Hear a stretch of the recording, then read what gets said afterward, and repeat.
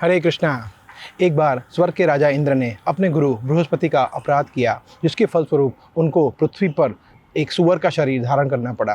तो इंद्र ने तो यहाँ पर पूरी व्यवस्था कर ली थी, अपनी सुअर पत्नी, छोटे छोटे सुअर बच्चे, और वे सब आनंदपूर्वक यहाँ वहाँ का कचरा खा रहे थे, गंदी जगह पर रहते थे। तो ब्रह्मा जी को चिंता हुई कि ये क्या, इंद्रासन खाली पड़ा है। तो वे बृहस्पति की अनुमति लेकर उनको यहाँ से इंद्रलोक वापस बुलाने के लिए पृथ्वीलोक पर आए।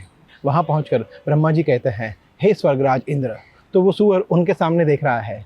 क्या आप मुझसे बात कर रहे हैं? हाँ हाँ, तुम स्वर्ग के राजा हो, तुम इंद्र हो, तुम ये क्या तुच्छ जीवन जी रहे हो? आओ स्वर्गलोक चलते हैं, वहाँ तुम्हें अपना राज संभालना है। तो वो इंद्र कहते हैं, क्या मैं आपके साथ चलूँ? फिर मेरे बीवी बच्चों का क्या होगा? उनका ध्यान कौन रखेगा? और वैसे भी मैं यहाँ पर बहुत खुश हूँ। सॉरी, मैं आपके साथ नहीं आ सकता। देखिए, इसे कहते हैं डीप रूटेड, प्रगाढ़ आसक्ति। श्रीमद् भागवतम में भगवान ऋषभदेव अपने पुत्र को ये शिक्षा देते हैं, पुंसः स्त्रियामिथुनिः भावमेतं तयोर्मिथो हृदय ग्रंथिम आहु अतो गृहक्षेत्र सुताप्त वित्तये जनस्य मोहो अयम अहम ममेति।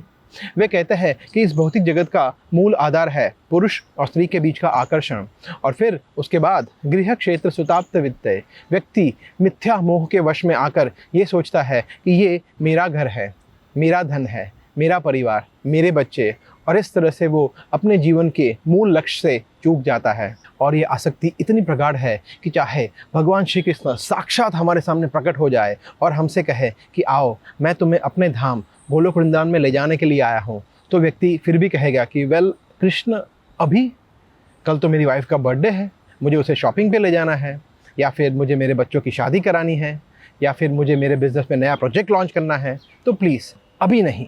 देखिए, हम इतने दुर्भाग्यशाली है कि हम इस भौतिक बंधन से छूटना ही नहीं चाहते। भगवद गीता के 9वें अध्याय में भगवान श्री कृष्ण कहते हैं, गतिर्भर्ता प्रभु साक्षी निवास शरणम सुरत प्रभवः प्रलयः स्थानम निधानम बीजम अव्ययम। कृष्ण कहते हैं कि हे अर्जुन, मैं गति परम लक्ष्य हूँ, निवास परम धाम हूँ, और शरणम सबका आश्रय स्थान हूँ। तो भगवान कृष्ण ने हमें ये मनुष्य जीवन हमारे परिवार के साथ वर्ल्ड टूर करने के लिए, या फिर मूवीज़ देखने के लिए, या फिर रेस्टोरेंट में बढ़िया सा खाना खाने के लिए नहीं दिया है।